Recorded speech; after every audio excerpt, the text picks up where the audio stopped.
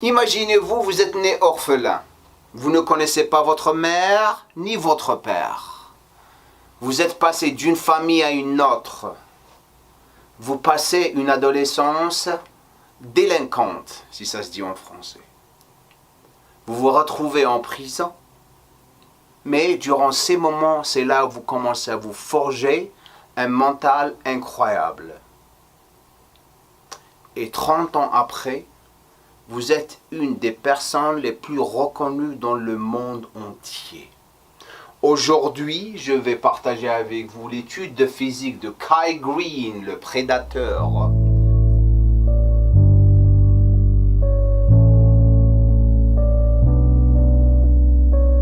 I don't believe that, I'm a aspiring bodybuilding champion today because I'm just so genetically gifted than the average person. My work ethic is sick.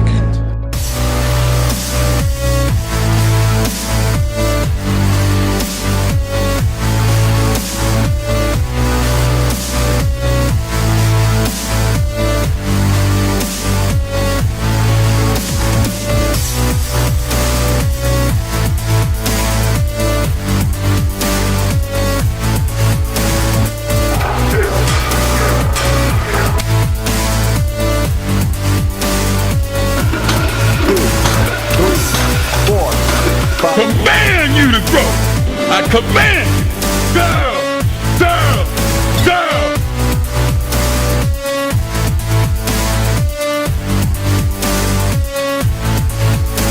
Kai Greene is such thing as too big. No, sir. 5 fois Monsieur Arnold Classic champion. Et si vous restez jusqu'à la fin de cette vidéo, bien sûr, je vais partager avec vous pourquoi il n'arrivait pas à battre Phil Heath et pourquoi il s'est retrouvé à la fin de sa carrière complètement perdu.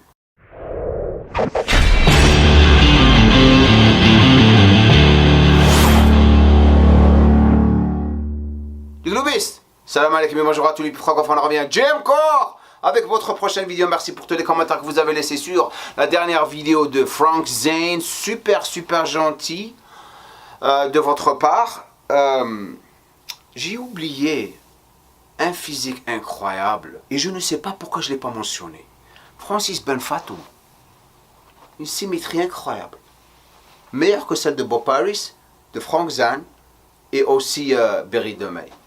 D'ailleurs, je vais faire une étude de physique de Francis Benfatou et aussi Serge Lubret dans le futur. Revenons à cette vidéo. Pour les personnes qui viennent tout juste de cliquer sur cette vidéo pour la première fois, je vous invite à vous abonner à ma chaîne. Et bien sûr, dans la section des commentaires, dites-moi d'où vous êtes et qui vous êtes les autres abonnés qui ne sont pas encore abonnés. S'il vous plaît, abonnez-vous à ma chaîne et cliquez sur le j'aime parce que vous allez adorer cette vidéo. Je vous le garantis.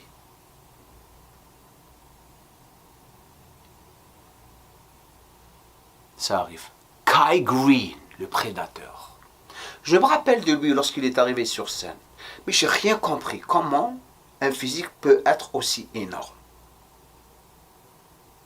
Son évolution dans le business, le mec il a tellement souffert au début de sa carrière que il était frustré au point où à un moment donné il allait abandonner la compétition. Mais le voici maintenant en train de vraiment évoluer dans un monde où tout le monde le reconnaît, tout le monde. Il avait eu beaucoup de problèmes durant sa période compétitive, je vais vous parler de ça dans pas longtemps, mais pour le moment on va se focaliser d'abord sur son physique. On va passer par les sections suivantes, information corporelle, son anatomorphologie, ses points forts versus ses points faibles, son entraînement, sa diète, et après on va parler de sa carrière.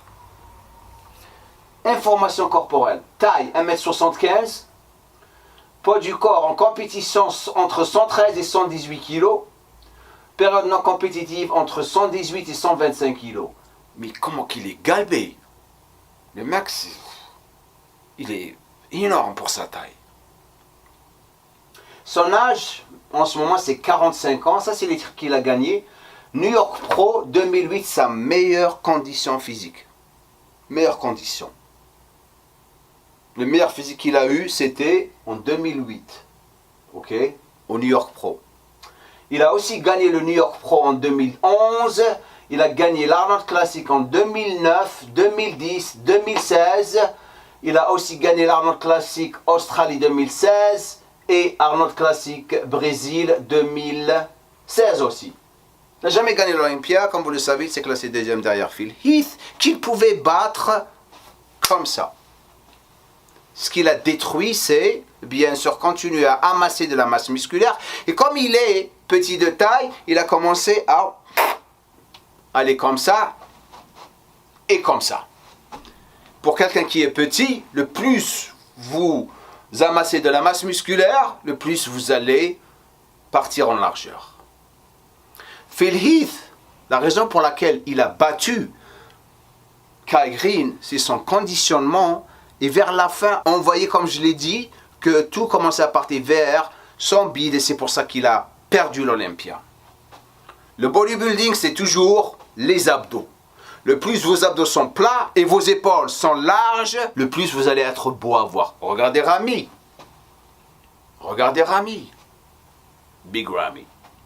Maintenant, j'aimerais passer à son anatomorphologie. Si vous avez cliqué sur cette vidéo pour la première fois, l'anatomorphologie, c'est ce qui va vous permettre de personnaliser votre programme proprement. La plupart de vous sont en train de suivre des programmes pas personnalisés. C'est du copier et coller.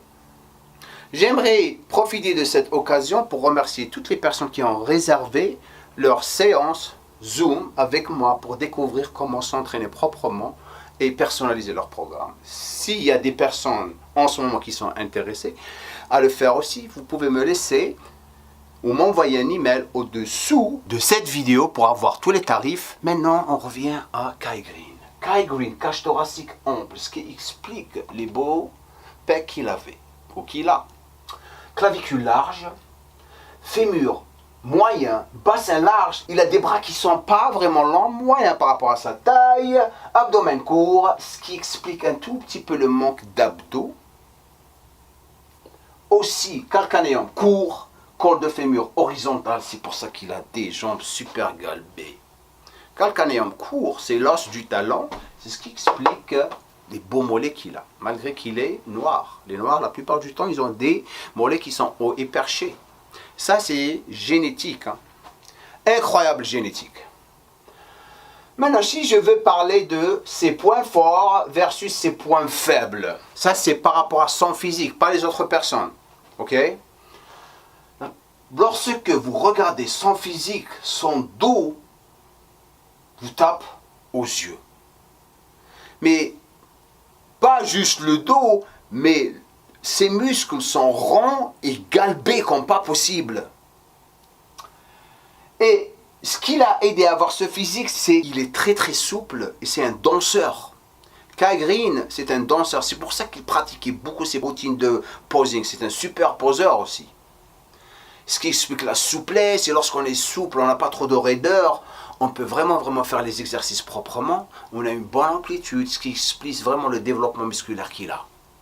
Ok? Et c'est pour ça que je dis à tout le monde de vraiment focaliser sur l'activation musculaire avant vos entraînements pour pouvoir vraiment avoir un muscle qui va vraiment répondre aux entraînements que vous êtes en train de faire. Donc, dorsaux 5 étoiles, jambes 5 étoiles, biceps 5 étoiles, triceps 5 étoiles, épaules 5 étoiles, mollets 5 étoiles, pectoraux, je lui donne 4 par rapport aux autres parties. Il a des épaules énormes, des bras énormes, vous regardez les pecs, malgré qu'il a une cage thoracique ample. Abdos 4 étoiles, ça ne veut pas dire qu'ils sont nuls, il a des beaux abdos, mais par rapport aux autres parties du corps. Il y avait certaines personnes qui disent, tu connais rien de toi. Les experts derrière le clavier, vous les connaissez. Tu connais pas, il a des abdos incroyables. Ce qui décide la beauté de vos abdos, c'est la longueur de votre abdomen. Les personnes qui ont des dorsaux hauts et perchés, ils ont en quelque sorte un abdomen qui est long. le plus votre abdomen est long, le plus vous allez avoir une meilleure tablette de chocolat. C'est ça la différence. Et la plupart des gens qui ont des abdomens longs, ils ont une cage thoracique qui est étroite. Et des pecs perchés. Donc, des beaux abdos, mais les pecs et les dorsaux, comme Dexter Jackson. Dexter Jackson. Maintenant, entraînement. Comment qu'il s'est entraîné? Super volume, du pur stress métabolique, ok, très très fort, ok. Ses routines sont les suivantes. Pectoraux mollets, il fait ça le lundi. Mardi, épaules avant-bras. Mercredi, dorsaux. Jeudi, jambes. Vendredi, bras. Samedi, repos. Dimanche, repos. Il s'est entraîné avec plusieurs coachs. Gomez, qui est de New York, je crois. Il s'est entraîné aussi avec Charles Glass, à un moment donné, pas trop. Il s'est fait préparé pour les compètes par George Farah, un super bon copain à moi.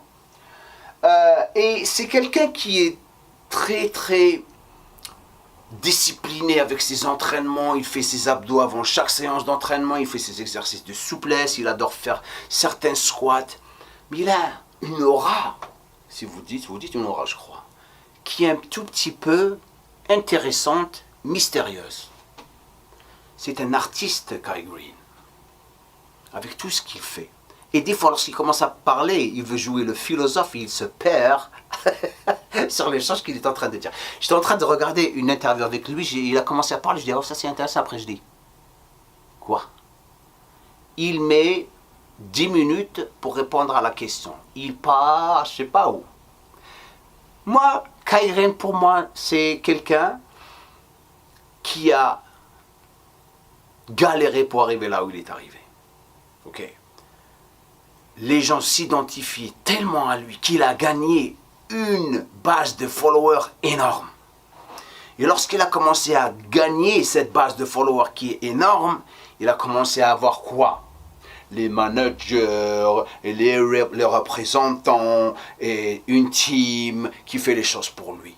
Donc il a commencé un petit peu à perdre l'importance des choses dans les business et aussi ses fans. Et c'est pour ça que les choses commençaient à partir en gonade, comme vous dites. On reviendra à ça dans pas longtemps. Sa diète. Moi, je l'ai vu manger. Le mec, il mange, hein, la vérité.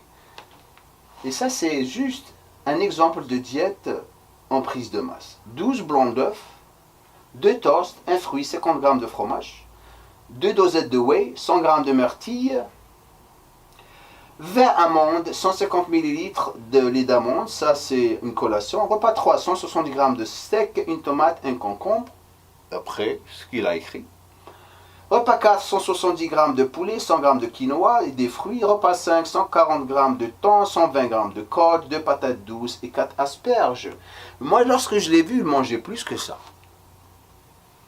En général, lorsqu'ils mettent ces diètes, c'est en général. Bon, regardez comment je l'ai dit. En général, lorsqu'ils mettent ces diètes, c'est en général. Rouh bark, tabba bark, dez bark, pousse bark. Les gens qui sont en train de me regarder en ce moment, ils vont tout comprendre. L'essentiel. J'arrête de faire le camp. Ça, c'est sa diète. Lorsqu'il faisait des compètes, lorsqu'il avait commencé, lorsqu'on commence, on a la haine. On veut réussir, on est pauvre, on souffre. Mais lorsqu'on commence à rentrer dans le business où on est pro, on commence à gagner de l'argent. Et en quelque sorte, le feu, il est un petit peu diminué. Et on commence à avoir de l'attention. Donc notre tête commence à partir à gauche et à droite. Pourquoi d'après vous, il n'a jamais battu Phil Heath? C'est pas parce qu'il n'était pas capable, c'est plus ce qu'il avait dans la tête et les gens qui étaient autour de lui. Et en plus, il a commencé à rentrer dans beaucoup de business. Ses fans, maintenant, ils en ont rien à foutre de lui. La plupart, ils en ont marre. Parce qu'il voulait tellement qu'il gagne l'Olympia. Mais il n'a pas continué. Il a commencé à être attiré par le fric. It's ok. Rien contre ça, mais tes fans, c'est tes fans. Ok? La deuxième des choses, c'est qu'il commence à jouer le jeu « je vais revenir, je ne vais pas revenir, je vais revenir, je ne vais pas revenir ». Il commençait en quelque sorte à les taquiner. juste pour le business. Il avait commencé sa compagnie Dynamics de compléments alimentaires. Elle est partie en faillite. Il se retrouvait en train de signer maintenant avec Redcon. C'est une autre compagnie de compléments alimentaires. C'est que si tu signes avec eux, il faut que tu fasses l'Olympia. Maintenant, est-ce qu'il va revenir à l'Olympia? Je suis plus que sûr qu'il va revenir. Ok? Est-ce qu'il va gagner l'Olympia? Non, il ne va jamais gagner l'Olympia. Parce qu'il s'est arrêté de s'entraîner pour les compètes pendant 5 ans. Ton physique, il ne va pas être le même comme toutes les autres personnes qui n'ont jamais arrêté de s'entraîner. Tu vas perdre le conditionnement, tu vas perdre la maturité et tu ne vas pas te retrouver comme tu étais auparavant. Regardez ce qui s'est passé à Phil Heath. Il n'a pas fait de compétition 2 ans, il s'est retrouvé en train de vraiment perdre beaucoup de densité musculaire. Donc, Kai Greene, je suis tellement content pour lui qu'il est sorti d'où est-ce qu'il était auparavant, de la galère. Il est riche maintenant, il est en train d'évoluer, il est ouvert à faire beaucoup de choses dans la vie. Dans le bodybuilding, ça se voit que c'est une passion pour lui. Maintenant, c'est plus intéressant au point où il veut compétir. Comme je l'ai dit, il va faire l'Olympia parce qu'il n'a pas de choix maintenant. Est-ce que ses fans voudraient le voir? La plupart d'eux, ils n'en ont rien à foutre maintenant parce qu'il a trop joué. Et lorsque vous commencez à rentrer dans le business de l'argent et vous commencez à faire des pubs pour n'importe quoi, au point où vous dites aux gens, juste pour avoir du fric, que je suis devenu végétarien, et 2 semaines après vous êtes en train de manger de la viande, et là ça devient vraiment pas des choses à faire. Ok, on n'est pas ici pour juger les gens, mais juste pour dire les choses qui se passaient avec sa carrière. Maintenant, j'espère que cette vidéo vous a plu. Laissez-moi un commentaire en bas, dites-moi ce que vous pensez de cette vidéo. Le Ramadan approche, ok? Donc on va commencer à se préparer pour le Ramadan, comme j'ai dit dans la dernière vidéo. Je ne vais pas arrêter les études de physique. La prochaine étude, je vais faire l'IHANE. L'IHANE, man! Et après l'IHANE, on va faire Serge Nubret. Et après Serge Nubret, je ne sais pas encore. Peut-être qu'on fait les personnes nouvelles. Peut-être Sombati. Peut-être, parce que Sombati je le connais, je l'ai rencontré plusieurs fois. On verra bien. Ok, donc, pour finir cette vidéo, je voudrais remercier tout le monde pour leur support, leur soutien. Ça me fait vraiment plaisir que cette série vous plaît. J'ai hâte de recommencer avec les vidéos d'éducation lorsque les salles de gym ouvrent, parce que c'est très important pour moi, vous me connaissez. Et je voudrais aussi dire à toutes les personnes qui sont en train de me regarder en ce moment, on a commencé les formations de coach et les formations d'élèves, les personnes qui veulent vraiment apprendre tout ce que j'ai appris dans ma carrière. Les 36 ans que j'ai ici, je vous l'apprends en 4 mois. Entrez en contact avec moi aussi par rapport à mon email en bas et passez un bon fin de week-end. Aujourd'hui c'est dimanche. Bon dimanche et comme on dit ici à chaque fin de vidéo. Talking about